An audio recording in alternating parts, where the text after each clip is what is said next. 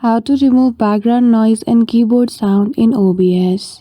Hello everyone, welcome back to our channel and today we are back again with a new video. So without any delay, let's get into it. For that, firstly open OBS Studio.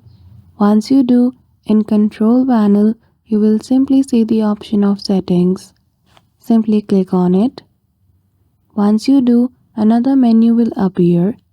From there, you simply need to go to your audio setting, click on Filters. After that, in Filter section at the bottom, you will see the option of Noise Suppression and Noise Gate.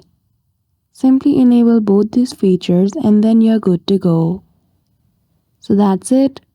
That is how easily you can remove background noise and keyboard sound in OBS recordings. So I hope you found this video helpful. If you did, don't forget to give it a thumbs up and subscribe to our channel for such tutorial. Thank you for watching till the end.